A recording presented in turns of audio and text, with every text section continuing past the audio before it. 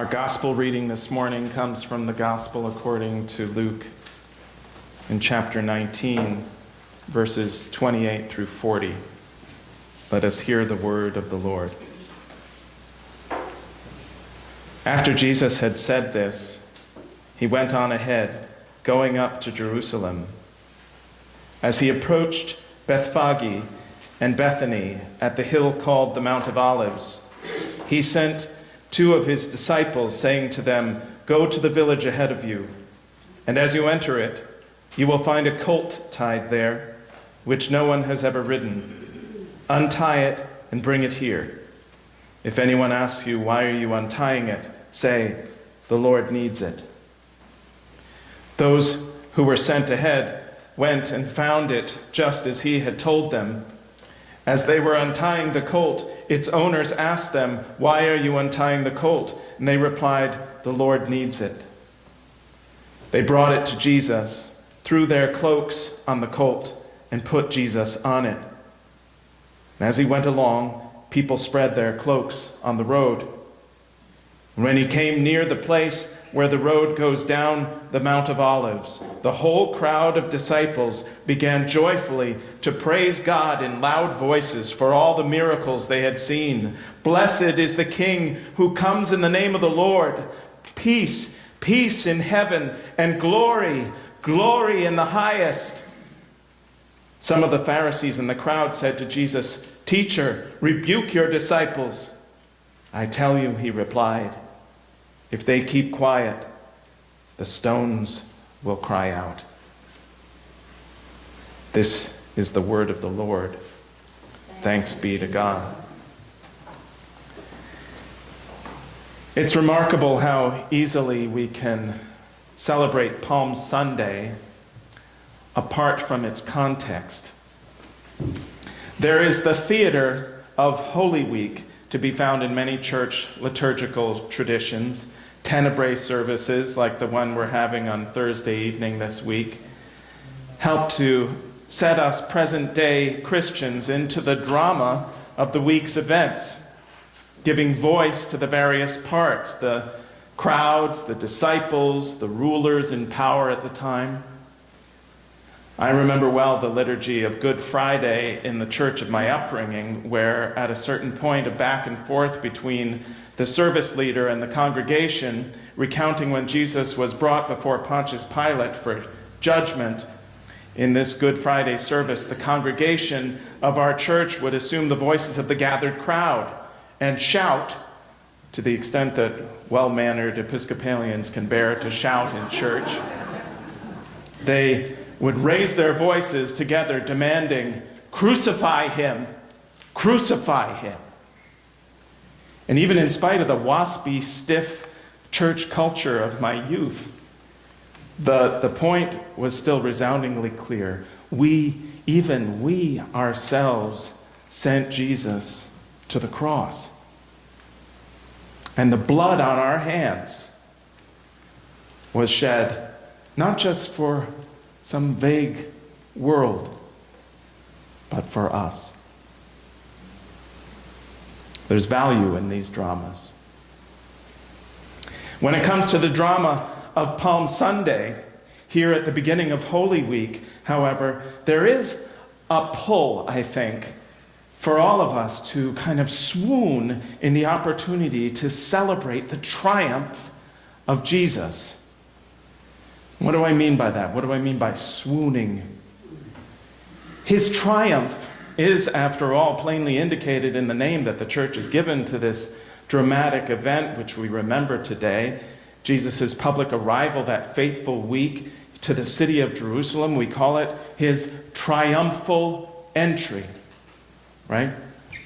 An entry in would-be triumph amidst a cheering throng of his followers on a tide of frenzied public fervor and hope, set to roaring flame by Jesus' wondrous miracles, not the least of which is the raising of Lazarus, which happened just 1 or 2 weeks before.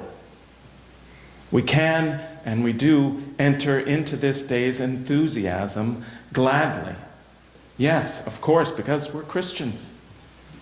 We're Christians and we love the Lord and want to see him celebrated, as his true disciples back then did. Nothing's wrong with that, of course. But in addition to that strand of motivation, there was also amongst the crowd a strong desire for vindication. Rome mocked the people of God for their ways, treated them as fools and lesser people. And Jesus was going to be their answer to this and all the degradation of the centuries. Jesus, it was thought, would bring Rome its long-awaited comeuppance and Israel its national glory. They felt weak, and he would make them feel strong. They wanted to see Jesus proclaimed in the world, not just among them, but in the world, to be not just another religious teacher, not just a figure of compassionate grace among others, not just any man, but as the King, as the only one with the power of God. His disciples, along with the crowd gathered around on that day, wanted this sense of vindication. As I think, if we're honest, we can relate to this desire as well. We want the unbelieving world to know that we're not fools. And Jesus is boss. Most of us know something of wanting vindication against our own naysayers. And we can hear the voices. Look around you, the world says. Do you see Jesus reigning out there anywhere as king? Look back in history. Where was Jesus' kingdom in all the many dark chapters of the last 2,000 years? So we can easily fall into swooning with the crowd on Palm Sunday. We're delighted to celebrate Jesus as he indeed should be. But it's easy for us, even instinctual, to just want the celebration of triumph and forget the fact that Good Friday is just a very little further down this road. But Jesus didn't forget this. As he rode along, mounted on the colt of a donkey, far from triumphal, if we read on the next verse following our passage today, we'll find Jesus in tears as he rides. So let's keep this day in its proper context and take some time to absorb what's going on here on this occasion, this Sunday of Palms. Who Jesus is, and what he's showing us, and what he's doing. Who he is? Well, we're meant to see him as king. Jesus' riding to Jerusalem on a mule was an overt claim to be Israel's king. When Jesus' ancestor of long ago, a great many generations past, Israel celebrated King David, vanquisher of Goliath, was very old and about to die. He directed his son Solomon to be set on King David's own mule and ride to be anointed king as David's successor. You can read about this in 1 Kings chapter 1. So this ride on a donkey's colt, which Jesus intentionally arranged beforehand, was publicly provocative and deeply symbolic. He's stating, I am the anointed king. The Hebrew Mashiach, Messiah, means the anointed one. Jesus is declaring his royalty to all. His way of entry to the gates of Jerusalem on this day is distinctly regal. So far, so good.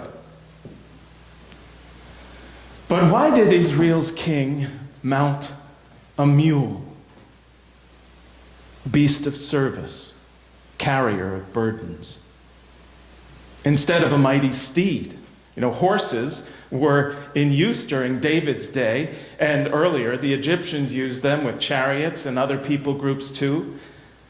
Well, horses were symbols of earthly power. But Israel's kings were never meant to claim ultimate authority or rest their hope in earthly power. They were meant to reign under God's authority. There were far, far more bad kings in Israel's history than there were good, but this was the ideal anyway, set forth for God's people and the house of David. The mule represents the king's humility before God and his humble character before others. The prophet Zechariah painted the picture with these words, "See, your king comes to you, righteous and victorious, lowly, and riding on a donkey." And we know as Jesus makes this provocative public entrance to Jerusalem at Passover time, to the jubilation of his followers and the dismay of the religious leaders, when this city is swollen with pilgrims from all over the Roman world and the authorities are on edge, Jesus knows he is going to Jerusalem to speak out in the open truths which the powerful do not want spoken and do not want to hear. He will cause disruptions and consternation. Not with any instruments of war, mind you, not with brute strength, not with coercion or manipulation, but with the righteous truth of his lips and the zeal of his heart for God and God's house and all the poor and vulnerable, the people deemed insignificant by the world. Jesus is going to Jerusalem not to claim his regal rights or to seize power from the usurper's hands, but rather he rides in lowly, as the servant king upon a beast of burden, to call all the warfare of this world to come down upon himself. Jesus' way of entry to the gates of Jerusalem on this day is distinctly regal and distinctly humble. So the crowds of God's people, mind you, this Palm Sunday, were cheering for one thing, but what is riding in is not what they were cheering for at all. And it makes me think about and wonder, what do we really want in a king? I've heard in the past the question of moral character has come up in campaigns for president. That, well, character issues don't matter because he's not running for priest, he's running for president, or something along those lines. That's meant to shut down the conversation, right? We sang this morning the hymn, "All glory, laud, and honor to Jesus as our King." But honestly, how many of us would vote for such a one as Jesus? Someone truly humble and tearful on a mule, as on Palm Sunday. Not on a war horse or in a bulletproof stretch limo. How many of us would vote for such a one as he for our president? And this question is meant for people on the left and the right. It's for all of us. Wouldn't most of us be too concerned about being devoured by wolves? And understandably so, if such is he were in charge? Wouldn't we be concerned about national weakness and vulnerability? Looking at Jesus on Palm Sunday, not to mention Good Friday, if this be our King, if this be our King, what is to become of us? Isn't it most often the case, out of fear for the wolves of the world, when given the choice, people choose a wolf of their own? But Jesus said to his disciples, to those who would become God's renewed people, his church, the way I have loved you, so you must love one another. The night before he was crucified, he knelt down before his own disciples and washed their feet. He washed their feet and said, you do the same. But how many of God's people back then would not have him? How many of those who claim to be God's people today will not have him, even now?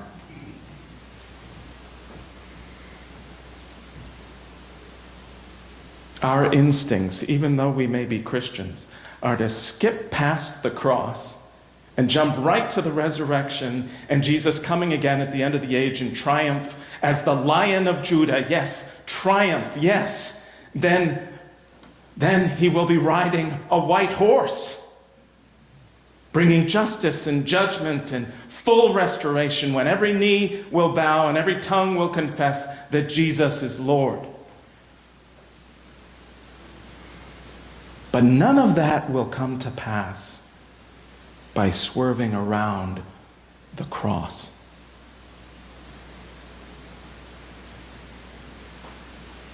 That only comes through the cross. And Jesus said, whoever wants to be my disciple must deny themselves and take up their cross and follow me. If we seek, listen to this, if we seek to enthrone the lion by skipping around the lamb, we will get neither. We will get a wolf. What has become of the church if the church worships the wolf instead of the lamb? This was the verdict of Palm Sunday's cheering crowd come Good Friday. This was the verdict of God's people then. Remember when Pontius Pilate brought out the well-known insurrectionist, the killer, Barabbas, and had the people choose between him and Jesus, which one would go free? This was their verdict. This was their vote. Give us Barabbas. Give us a wolf of our own.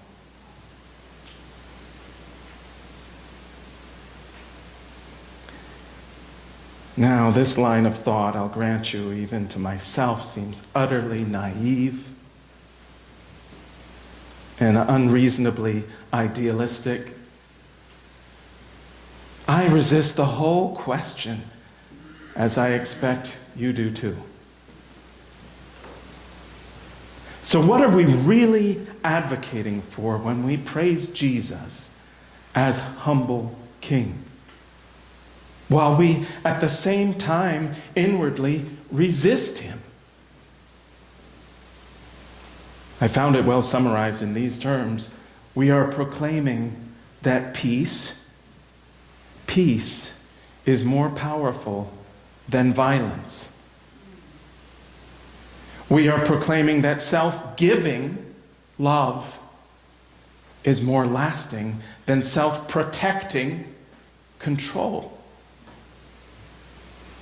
We are proclaiming that true victory comes through a cross rather than a throne. And we're not alone in our discomfort in all this.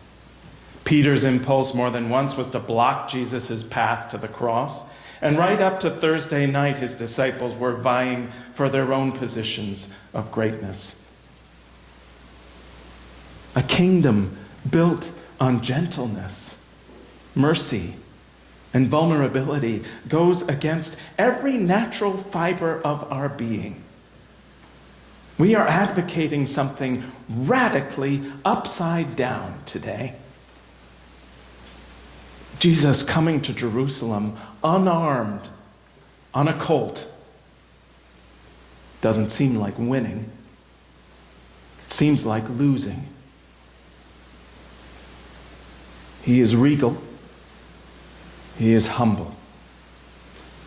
And unswervingly, he is riding, moving unfailingly forward to the cross. May we today follow him. Yes, even he. Behold the man. Behold the Lamb. Amen.